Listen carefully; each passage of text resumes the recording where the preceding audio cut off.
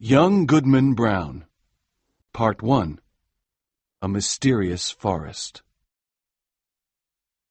At sunset, young Goodman Brown stepped into the street of Salem village. But then he put his head back inside his house and kissed his young wife, Faith. She put her pretty head outside the house. The wind played with the pink ribbons in her hair while she called her husband. "Dearest love," she said, "please leave in the morning and sleep in your own bed tonight. Please stay with me tonight, dear husband." "My love and my faith," answered young Goodman Brown. "Tonight I must stay away from you. I must make this journey between now and sunrise." "I will wait for you to return," said Faith with her pink ribbons. "Say your prayers, dear Faith, and go to bed early. Then nothing will happen to you." The young man walked on and then looked back. He saw Faith's head with her pink ribbons. She was still looking at him. Poor little Faith, he thought. I should not leave her alone while I go on this journey. She often talks of dreams. When she spoke to me, there was unhappiness in her face. Perhaps a dream told her what I am doing tonight. Oh, but it will kill her to think of it. She is an angel, and after tonight I will stay close to her forever." With this excellent resolution for the future, Goodman Brown felt better. He walked quickly toward his evil purpose. He took a dark, mysterious road in the forest with tall, dark trees all around him. It was very lonely, and he did not know what was hidden behind the dark trees. "There could be an Indian behind every tree," said Goodman Brown to himself. He was afraid.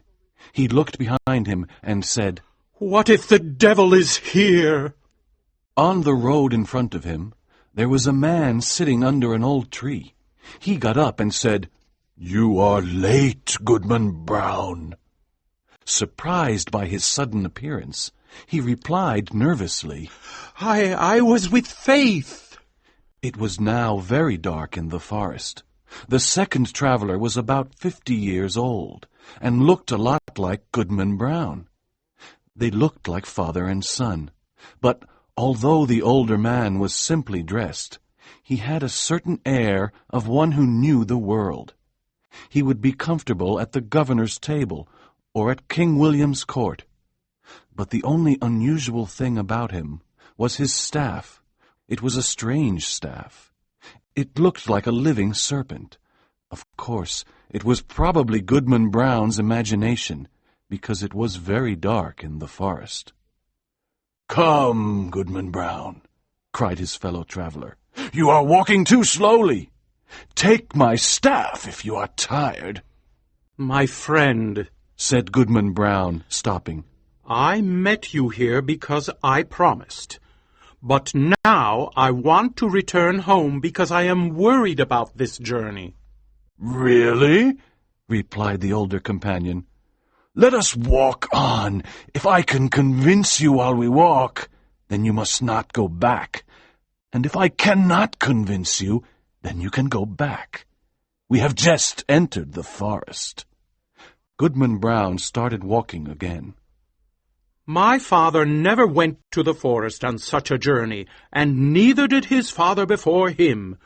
We are a family of honest men and good Christians. I will be the first Brown that ever took this path in the forest, and had such friends, that's what you wanted to say," said the older man. "I have known your family very well. I knew your grandfather and your father. I helped your grandfather when he whipped the Quaker woman in Salem. And I helped him to burn an Indian village. They were my good friends, and we walked along this path many times, and returned after midnight." "I am surprised that they never spoke about these things, but I can understand why. We are a people of prayer and work, and we do not tolerate evil." "Evil or not," said the traveler with the staff, I know many important people here in New England, religious men, government officials, and the governor himself." "Really?" cried Goodman Brown. "I don't know the governor or government officials, but if I continue this journey, how can I meet the eye of that good old man, our minister at Salem Village? His voice will make me tremble." Until now, the older traveler had listened seriously, but he suddenly started laughing loudly. He laughed violently, and his serpent-like staff seemed to move. "Ha, ha, ha, ha, ha, ha!" he shouted again and again. Then he said, "Well, go on, Goodman Brown, go on, but please don't kill me with laughing." "To end the discussion," said Goodman Brown angrily, "there is my wife, Faith. It will break her dear little heart." "If that is the case," answered the other, "then go home, Goodman Brown. I don't want anything bad to happen to Faith." On the path in front of them, they saw an old lady who had taught Goodman Brown catechism when he was a child. She was still his spiritual teacher, together with the minister and Deacon Gookin. "How strange that Goody Cloyes is in the forest tonight," said Goodman Brown. "With your permission, my friend, I will take another path through the woods and leave this Christian woman behind. I don't want to meet her. She may ask me where I am going." "Very well," said the older traveler. "You go on through the woods, and I will walk on the path." The young man turned into the woods, but watched his companion, who walked along the path. The old lady was walking along quickly for a woman of her age. The traveler touched her neck with his staff. "A devil!" screamed the old lady. "It's your old friend," said the traveler. "Ah, of course it is you, your worship. Yes, it is really you, and in the image of Goodman Brown's grandfather," cried the old woman. "Well, I was ready for the meeting, but I had no horse to ride on. My broomstick has disappeared. I think the witch Goody Corey stole it, so I decided to come on foot. If you give me your arm, we will be there shortly." "I cannot give you my arm," answered her friend, "but here is my staff."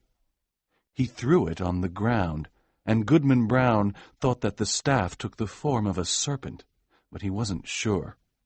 First he looked up, and then he looked down, and he did not see Goody Cloyes or the serpent-like staff. All he saw was his fellow traveler, who was waiting for him calmly. "That old woman taught me catechism," said young Goodman Brown, and there was a world of meaning in that simple comment. They continued walking in the forest and talking. The older traveler broke the branch of a tree and used it as a walking staff. Suddenly Goodman Brown sat down under a tree and refused to continue.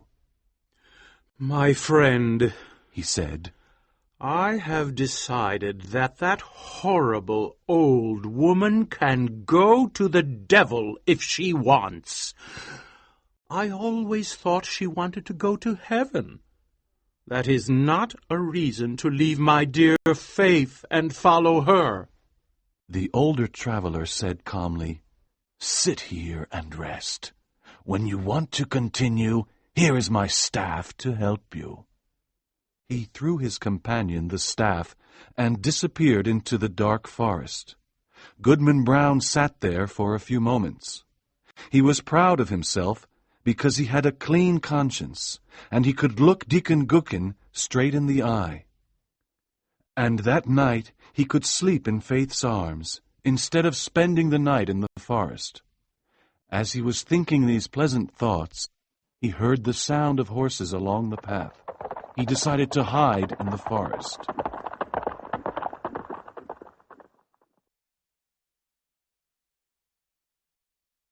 Part 2. A Terrifying Discovery. Goodman Brown did not recognize the men on the horses, because it was too dark. However, he thought he heard the voices of the minister and Deacon Gookin. The voice that sounded like the deacon's said, "I can't miss tonight's meeting. There will be people of our community from Falmouth and others from Connecticut and Rhode Island, and there will be Indian men of magic who know a lot about devilry. There will also be a lovely young woman who will join our group." "Very well, Deacon Gookin," replied the old minister. "Let us go quickly. We must not be late." The horses galloped through the forest. Goodman Brown was very surprised, and his heart was heavy. He looked up at the sky to see if there was a heaven above him. He saw the sky and the bright stars. "With heaven above and faith below, I will resist the devil," cried Goodman Brown. While he looked up at the sky and prayed, he saw a black cloud directly above him. From the black cloud he heard the sound of confused voices. They sounded like the voices of his own townspeople. Then he heard the sad voice of a young woman. "Faith!" shouted Goodman Brown, who was very worried, and the forest echoed. "Faith, faith, faith, faith, faith." The cries of anger and terror filled the night. Then there were sounds of other voices, terrible screams and laughter. The black cloud passed over his head, and something fell down slowly. It was a pink ribbon. "My faith is gone," he cried. "Oh, there is no good in this world. This world belongs to the devil." Young Goodman Brown was desperate. He took his staff and started walking very quickly. The road became darker and more frightening. There were strange, terrible sounds everywhere.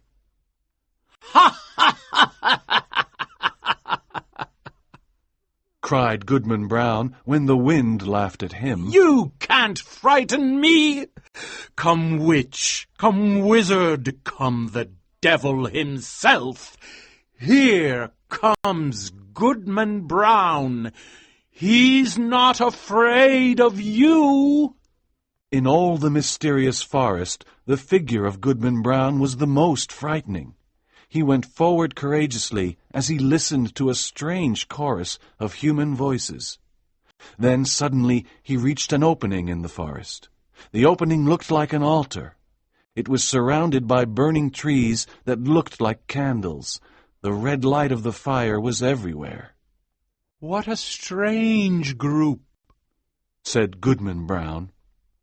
In this group there were ministers, church members of Salem village, pious ladies, important men of the government, and young girls.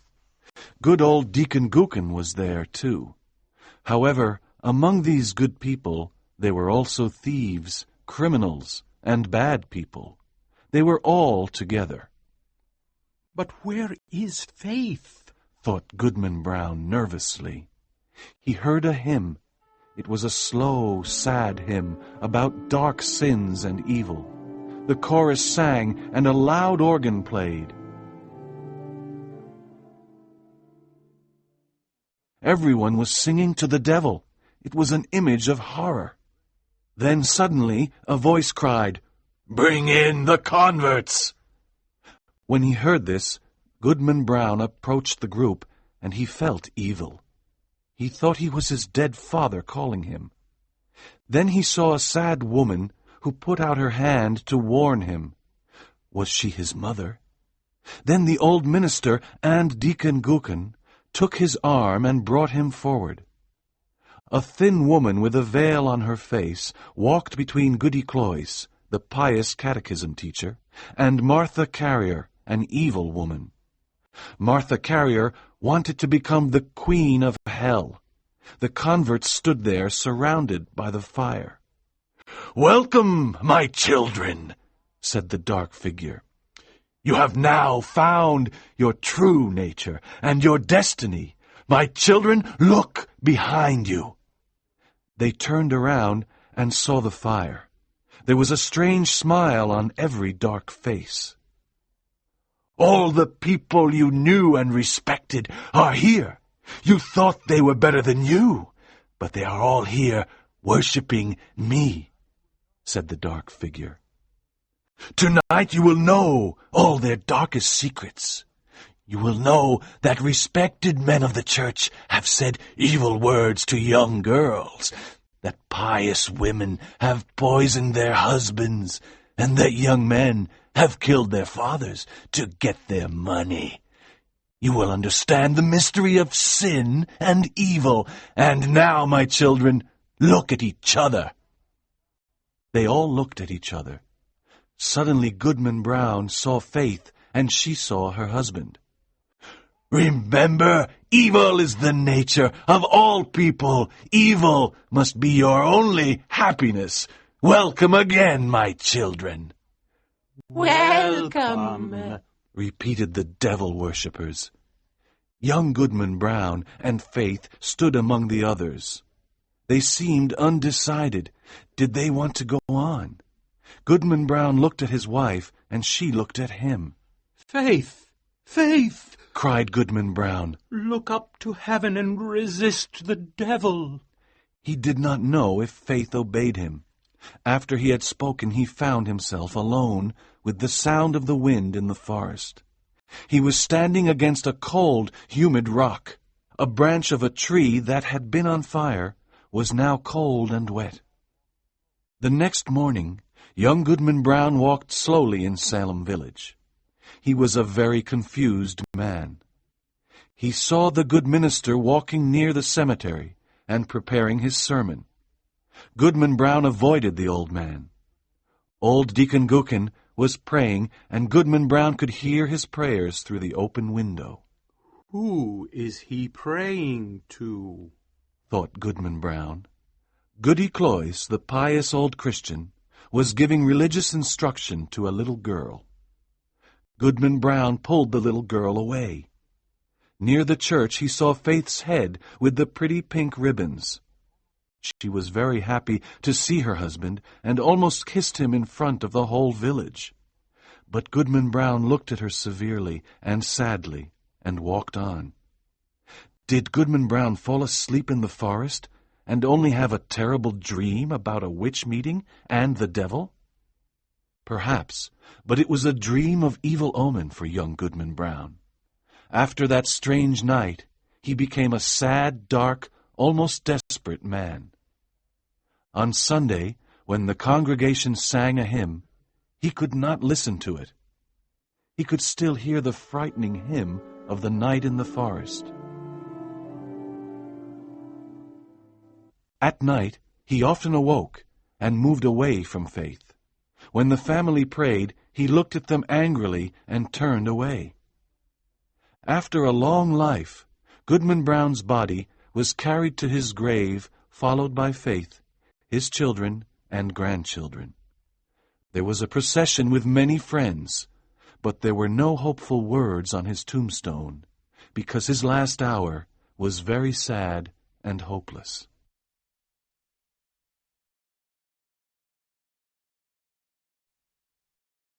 Thank you for watching. Please take a moment to hit the like button and subscribe to my channel. Your support really motivates me to keep creating content. I appreciate you all, and I'll see you in the next video.